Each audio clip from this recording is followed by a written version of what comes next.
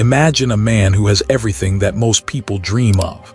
A beautiful home, a loving family, money in the bank, friends who admire him and neighbors who respect him. From the outside, his life looks perfect. But on the inside, he feels a quiet ache, a hollow space that nothing seems to fill. At night, when the world falls silent, he lies awake, staring into the dark, wondering, why, with everything I have, do I still feel so empty? This is not just his story. It is the story of countless people, perhaps even yours, perhaps even mine. We chase after achievements, possessions, and recognition, believing that once we arrive at the next milestone, happiness will finally settle in. Yet when we get there, it slips through our fingers like sand, leaving us restless again. The man in our story could not ignore this hunger inside him. It grew stronger each day, like a whisper in the back of his mind. There must be more to life than this. There must be something deeper, something real. So he decided to search. Not just for wealth, he already had that. Not just for comfort, he was surrounded by it. What he longed for was happiness that lasted, a peace that would not disappear the moment life shifted. At first, he didn't even know where to begin. Was happiness hidden in pleasures he hadn't yet tasted? Was it in higher achievements, or in wisdom that only great teachers possessed? He only knew one thing: he could no longer sit still in his gilded cage. And so, one morning, before the sun had fully risen, he stepped out of his home, looked back once, and began a journey. A journey not across mountains or oceans at first, but across the landscapes of his own heart. Yet here is the paradox: the more desperately we seek happiness, the more it slips away. Why? Because most of us are looking in the wrong place. We look outside, at things, at people, at recognition, when the truth has always been much closer, quietly waiting within. But the man didn't know that yet. All he knew was the gnawing feeling that life, as it was, could not be all there is. And that restless heart became the fire that pushed him forward. His search would take him into dazzling feasts and glittering halls, into the arms of pleasure and the clutches of ambition. He would meet wise men and fools alike, each claiming to hold the secret. And through it all, he would rise and fall, laugh and cry, taste joy and despair. Every step, every mistake, every heartbreak would become part of his awakening. And while he believed he was walking further away from happiness, in truth, he was drawing closer to it. For isn't that the strange way of life? That sometimes we must exhaust every path that fails us before we are ready to see the one that was right before our eyes all along. And so his story begins with a restless heart and a search that would change not just his life, but the way we might look at our own. The man's first stop on his journey was the world of pleasure. It seemed like the most obvious answer. After all, isn't happiness supposed to feel good? Isn't it the laughter of friends, the thrill of desire, the sweetness of indulgence? So he threw himself into it. He dined at the grandest tables, surrounded by music and laughter that lasted long into the night. He drank the finest wine, savoring every sip that promised to wash away his emptiness. He sought the company of beautiful companions, each one whispering comfort into the cracks of his heart. And for a moment it worked. In the heat of celebration, in the sparkle of wine glasses and candlelight, he felt alive. The ache in his chest faded. The questions in his mind grew quiet. It was as if he had finally found the cure for his restlessness. But when the night ended, so did the feeling. The laughter disappeared with the dawn. The music faded into silence, and once again he found himself alone with the same hollow ache, staring at the ceiling, whispering, "Is this all?" Still, he told himself he just needed more feasts, more company, more thrill. If one night of pleasure could numb the emptiness for a few hours, perhaps 10 nights would numb it forever. So he chased harder. He traveled to places where the world promised paradise, festivals lit with fire, cities that pulsed with life, gardens filled with every delight the senses could taste. Everywhere he went, he filled himself with sights, sounds, flavors, and sensations. And yet the more he fed his hunger, the hungrier he became. The pleasure was never enough. Like water poured into a cracked jar, it slipped through, leaving him thirsty again. One night, after a grand celebration, he sat outside under the stars. The laughter of the guests still echoed in the distance, but inside him there was only silence. He realized something. The moments of joy had been real, but they had been fleeting. Like fireworks, they lit up the sky for a brief second, dazzling and bright, then vanished, leaving only darkness. In that silence, he remembered the whisper from his heart. There must be more than this. What he didn't know then is a truth the Buddha once taught. Pleasure is not the enemy, but when we cling to it, believing it will last, suffering is born. Everything that arises must fade. Every thrill, no matter how intoxicating, must end. But the man wasn't ready to hear that wisdom yet. To him, the emptiness was simply a sign he hadn't gone far enough. If pleasure could not satisfy, then perhaps success would. Perhaps the world of achievement and recognition would finally silence the restless beating of his heart.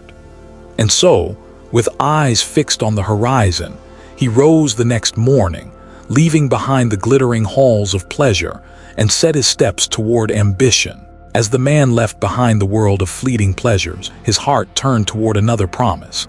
This one shimmered with prestige, power, and the applause of others. Success. The crown jewel that so many spend their lives chasing. He thought to himself, if pleasures cannot fill me, then surely accomplishment will. If people cheer my name, if I climb to the very top, then I will finally feel whole. So he threw himself into work with a fire that surprised even those around him. He built businesses, made clever deals, and watched gold flow into his hands. With every coin earned, every property bought, every rival defeated, he felt the rush of victory. And when others praised him, when crowds spoke of his talent, when his name was carried on people's lips, his chest swelled. For a moment, he believed he had found it, the secret to happiness. But the applause always faded. The cheers of today grew silent tomorrow, demanding new victories. The wealth that once felt like a mountain of security soon looked like a fragile tower, vulnerable to loss, theft, or change. And so the man worked harder, chasing one success after another, like a thirsty traveler running after a mirage in the desert. He rose higher and higher, but the higher he climbed, the more fragile it all became. The more he gained, the more he feared losing it. Every coin was counted, every deal carefully watched, every rumor of failure felt like a dagger to his heart. And late at night, surrounded by treasures, he realized he was not free. He was a prisoner of his own ambition, shackled by the weight of his possessions and the opinions of others.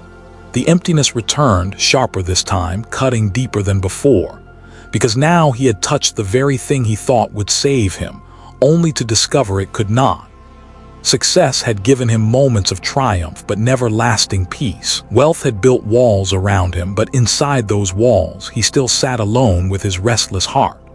In that silence, he began to sense a truth he wasn't ready to admit.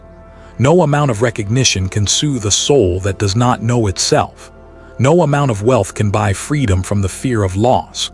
But instead of stopping, he pressed forward again. If pleasure was not the answer, if success was not the answer, perhaps wisdom would be. Perhaps there were teachers, sages, holy men somewhere in the world who could hand him the secret, the formula for happiness. And so, carrying the weight of riches that no longer felt precious, and the noise of praise that no longer comforted him, he left once more. His feet turned toward the search for wisdom outside himself, unaware that the path ahead would challenge him in ways he could not yet imagine. So the man set out once more. This time, he was not chasing pleasure or fortune, but knowledge. He believed with all his heart that somewhere in the world, a wise teacher held the answer he had been seeking. He traveled through bustling cities and quiet villages, asking questions wherever he went. Scholars welcomed him into their libraries, surrounding him with books and scrolls. They spoke of philosophies, of reason, of the mind's power to shape reality. He listened, eager, drinking in their words like a thirsty traveler, and for a while he felt satisfied. The ideas were sharp, the theories beautiful. They gave him something to hold onto, a sense that perhaps he was getting closer. But as the nights passed, he realized something troubling. The wisdom he was hearing belonged to others. It filled his head with concepts, but it did not quiet his heart.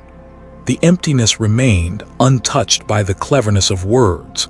Still, he did not give up. If the scholars could not give him peace, perhaps the holy men could. So he sought out priests, monks, and mystics, each cloaked in the aura of spiritual authority. Some told him that happiness could be bought with rituals, offerings, or blessings. Others promised him paradise if he only obeyed, if he followed rules without question. And though their temples were grand, their chants mesmerizing, something in him remained unsatisfied. He wanted more than promises of another world. He wanted freedom here in this life, in this very breath. So he kept wandering. He met gurus who dazzled crowds with charisma, who claimed to have secret teachings known only to the chosen. For a time, he followed them, hoping their light would become his own. But eventually, he noticed their flaws, their pride, their hunger for followers, their attachment to power. And once again, disappointment weighed heavy on his chest. The man began to wonder, why does every path seem to lead me back to the same emptiness? Why do all these voices speak of truth, yet none can hand it to me? One evening, as he walked alone through a quiet forest, he sat beneath a tree and stared into the fading light. He thought of all the teachers he had met, all the answers he had been given. Some were wise, some were shallow, but none could silence the longing inside him. It was in that silence that a new thought appeared, uninvited yet undeniable. Perhaps happiness cannot be handed to me by another. Perhaps it is something I must discover for myself. It was a thought both frightening and liberating. Frightening, because it meant the search would not be as simple as receiving a gift from a teacher. Liberating, because for the first time he felt the stirrings of responsibility and possibility within his own heart. Still, the road ahead would not be easy. He would have to face the weight of suffering, the reality of impermanence, and the fragility of everything he had once clung to. Only then would he begin to turn inward where the real journey was waiting.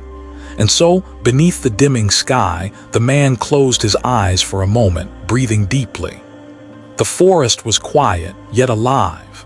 And though he did not know it yet, this pause marked the beginning of his next great lesson, one that no teacher, no book, no guru could ever teach him. For a time, the man wandered without direction. He had sought pleasure and it failed him. He had sought success and it left him hollow. He had sought wisdom from others and it never reached his heart. So life itself became his teacher. It began with loss. A dear friend fell ill and passed away. The man stood at the funeral, watching the body lowered into the earth, and felt a pain no words could describe. For the first time, he realized that no wealth, no knowledge, no ritual could protect him from this truth. Everything he loved was fragile. Then came failure. One of his businesses collapsed. The fortune he had once trusted as a foundation slipped through his fingers like sand. He saw how quickly fortune could turn, how nothing stayed secure, no matter how hard he clung to it. And then came sickness. A fever struck him down, leaving him weak and trembling. As he lay in bed, uncertain if he would live or die, he asked himself, what is all my striving worth if I cannot even guarantee tomorrow? Each blow carved deeper into his understanding. Each loss became a mirror, showing him the truth he had resisted all along. Life is impermanent. Everything rises and falls. Everything changes. At first, this realization filled him with despair. He felt the weight of suffering pressing down, threatening to crush him. If nothing lasted, if friends could die, fortunes could vanish, health could fade, then what was the point of it all?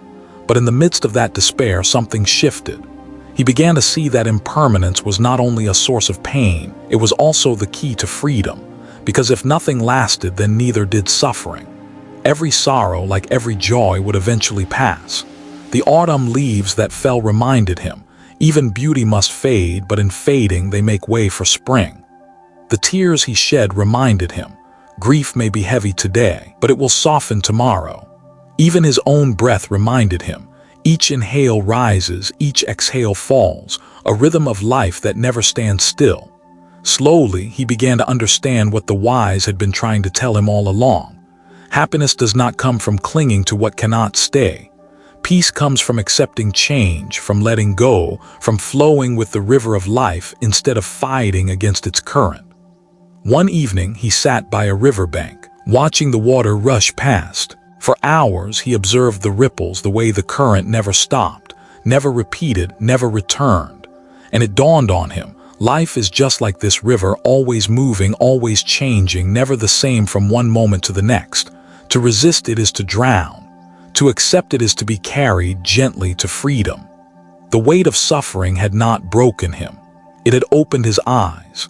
And though he did not yet know the full path ahead, he had taken his first step inward, toward a new kind of journey, one not about chasing or clinging, but about seeing clearly. The restless heart that once searched for happiness outside was beginning to turn inward. After so many years chasing shadows, after so many losses and heartbreaks, the man finally paused. Not because he wanted to, but because life left him no choice. The endless pursuit had exhausted him. The weight of suffering had humbled him. And in that exhaustion, in that fragile space between despair and surrender, something unexpected appeared: silence. It was during one of his wanderings that he met an old monk. The monk was not famous, not surrounded by followers or riches. He lived simply in a small hut at the edge of a forest, his life marked by quiet routines, sweeping the ground, tending a garden, sitting still beneath the trees. At first the man thought, what could this old monk possibly teach me? He has no wealth, no prestige, no power, he has nothing. But when he looked closer, he saw something the world could never give. The monk's eyes were calm. His presence felt steady, like a mountain unmoved by storms. And in that presence the man felt a peace he had never known before. The monk welcomed him, offered him tea, and listened. The man poured out his story, the restless nights, the pleasures, the successes, the teachings, the losses. When he finally fell silent, waiting for the monk to share some profound secret, the old man simply said, "Sit, breathe, watch." The man frowned. Surely it couldn't be that simple. He had traveled across lands, sought wisdom from the greatest minds, endured suffering beyond measure. And now this monk was telling him to do nothing. But he was tired of searching, so he obeyed. He sat, he breathed, he watched. At first his mind screamed. Memories, regrets, desires, fears, they all rushed forward louder than ever. He wanted to run, to distract himself, to return to the chase. But the monk gently reminded him, "Stay, do not fight the storm, just watch." So he stayed, and slowly something began to shift. The thoughts came, but they passed. The feelings rose, but they faded. Like clouds drifting across the sky, they had no lasting weight. And beneath them he discovered something he had never noticed before: stillness. A quiet presence always there, hidden beneath the noise of his restless heart. For the first time he was not chasing happiness. He was simply being, breathing in, breathing out, alive in this very moment. Days turned into weeks as he continued to practice. He learned to walk with awareness, to eat with awareness, to listen with awareness. Every ordinary act became extraordinary, shimmering with life. The taste of tea was no longer just tea, it was peace in a cup. The sound of birds was no longer background noise, it was music for the soul. Even the simple act of breathing felt like a gift. The man realized that happiness had never been lost. It had been buried beneath layers of craving, fear, and distraction. By turning inward, by watching with mindful presence, he was uncovering it again, like sunlight breaking through the clouds. One evening, as he sat by the forest, eyes half closed, he felt a deep ease settle into his body. No pleasure, no possession, no success had ever given him this kind of peace. It was quiet, it was simple, and it was enough. The restless heart that once searched the world now began to rest in itself. And though his journey was far from over, he had discovered the path that would guide him forward, the path of mindfulness. The days in the forest grew into weeks, and the man began to notice something strange. Life felt lighter, not because the world had changed, but because he had. He no longer rushed from one craving to another. He no longer carried the heavy burden of always needing more. By sitting still, by breathing, by simply being aware, he had stumbled upon a secret. Peace was not in the things he held, but in the space he created by letting go. It began with small things. One day he noticed he was no longer craving the rich foods he once adored. A simple bowl of rice, eaten slowly and mindfully, felt more satisfying than the grand feasts of his past. Another day he realized he didn't miss the sound of applause. The silence of the forest, broken only by the call of birds, felt far more soothing than the roar of crowds. The more he let go, the more he gained. It was as if every attachment had been a weight tied to his heart, pulling him down, and now, one by one, the ropes were loosening, setting him free. He remembered his old life, the endless pursuit, the restless nights, the walls of wealth and worry. He smiled softly. All those years he thought he was chasing happiness, but now he saw he had only been chasing chains.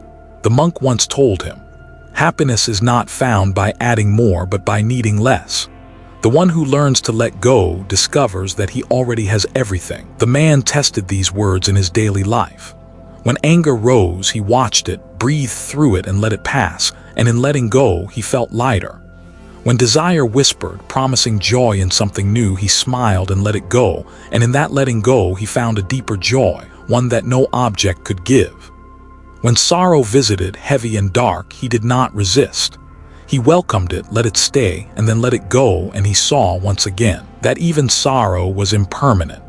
This was the simplicity of being, to live without clinging, to walk through the world with open hands instead of clenched fists. One morning, he rose before dawn and walked to a nearby hill.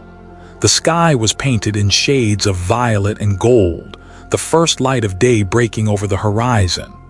In the past, he would have seen this sunrise as just another moment in the race of life. But now he stood still, watching as if it were the first sunrise he had ever seen. He felt the cool air against his skin. He heard the quiet hum of the earth awakening. He breathed, and it was enough. For the first time, he understood. Happiness was never hidden in the extraordinary. It had always been here in the simple act of being alive, in the fleeting beauty of each moment. The chains of attachment had blinded him, made him believe he needed more, always more. But as those chains fell away, he discovered a truth so simple it almost felt like a joke. To be present, to let go, to just be. And in that simplicity, his heart, once restless, once hungry, finally began to rest. With each passing day, the man's heart grew lighter, his breath steadier, his mind clearer. And from that clarity, something extraordinary began to happen. It was as if a veil had been lifted from his eyes. The world he had always seen was still there, the trees, the rivers, the sky above, but now he was seeing it differently.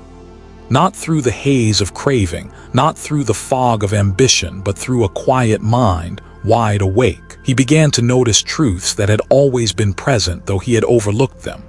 The leaf that sprouted fresh and green would soon wither and fall. The bird that sang at dawn would vanish into silence by noon. The body he once adorned with fine clothes was slowly aging, one breath, one heartbeat at a time. And yet, instead of despair, he felt wonder.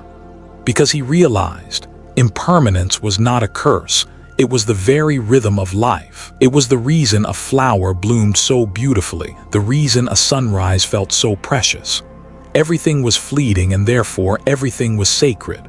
The man reflected on his past. The pleasures he once clung to, gone. The wealth he once guarded, gone. The praise he once cherished, gone. All of it had slipped through his hands like water. But now he understood why, because nothing was ever meant to be held forever. This insight pierced through him like sunlight breaking through storm clouds. For the first time, he stopped fighting against the flow of life. He no longer demanded that things stay the same. He no longer feared change. He simply saw it clearly, directly, without resistance. In that seeing, he understood suffering itself. It was not life that caused his suffering. It was his clinging, his refusal to let things be as they are. Pain was real, yes. Loss was real, yes. But the deeper suffering, the endless ache in his chest, had always come from trying to hold on to what must pass. Now, with this awakened insight, the man smiled.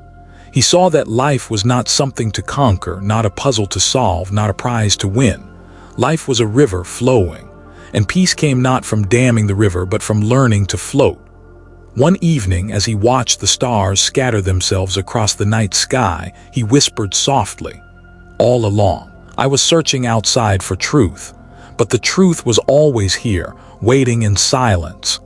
That night, he did not dream of riches or fame or even freedom. He simply slept deeply, peacefully, because at last his eyes were open.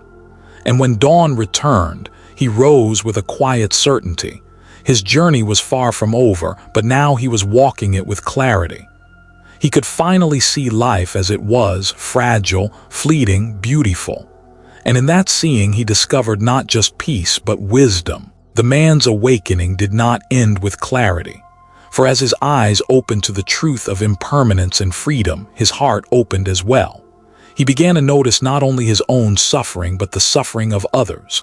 The farmer in the village, worn thin by endless labor.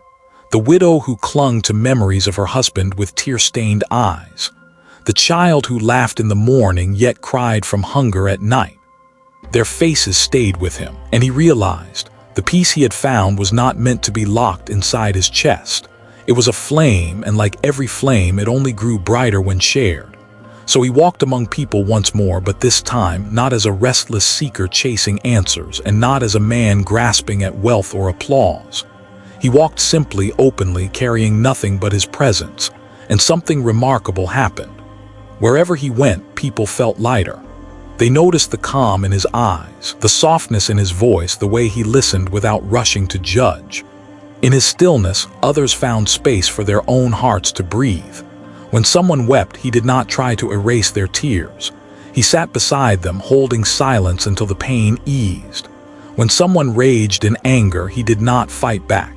He met their fire with patience, and slowly the flames cooled. When someone longed for answers, he did not hand them a book or a doctrine. He guided them gently back to themselves, to the quiet wisdom they had forgotten within. Compassion, he learned, was not about fixing others. It was about being with them fully without turning away. It was about recognizing in every face a reflection of his own journey, the same fears, the same hopes, the same longing to be free. The more he gave, the richer he felt. The more he shared his light, the brighter the world became around him. And in giving, he discovered the final key to happiness, connection, because happiness was never meant to be hoarded. It was meant to flow like water nourishing thirsty roots, like sunlight warming every corner of the earth.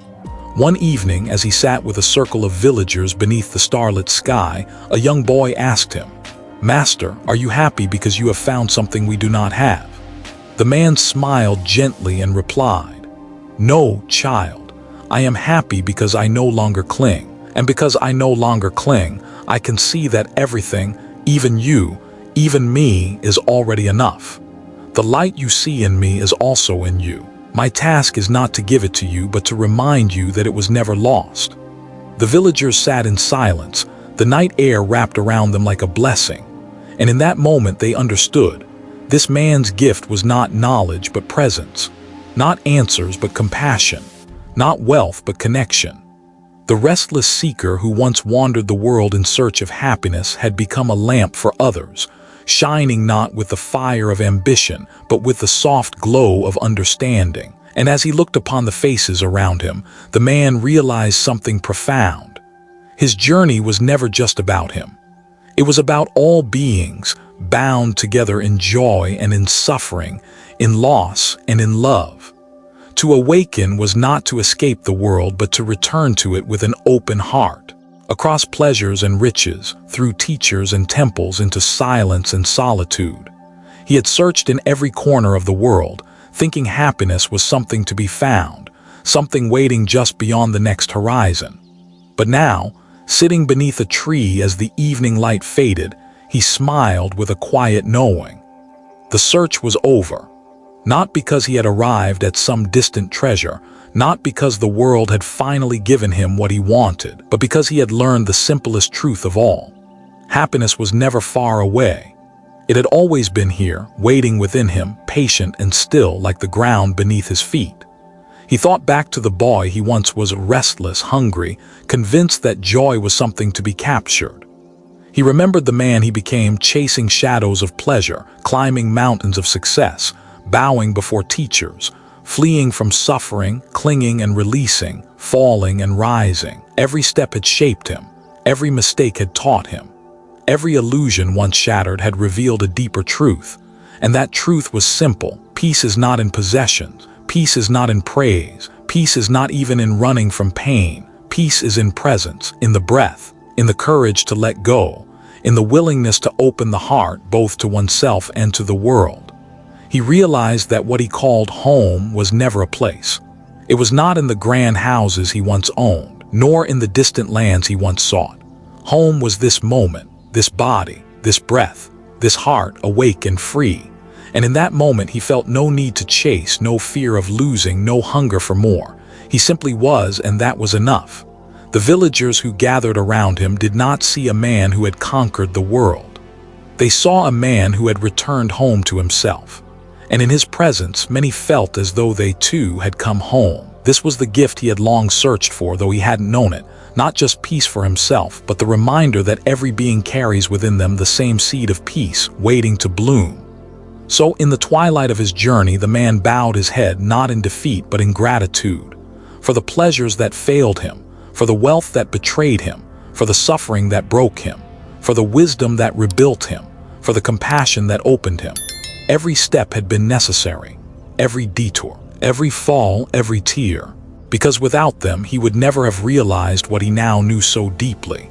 Happiness is not something we must chase across the world. It is something we awaken to here and now. As the stars began to appear one by one, the man whispered into the night, "The true home is not far. It is within. It is always within." And with that, his search ended not in finding something new, but in remembering what had always been.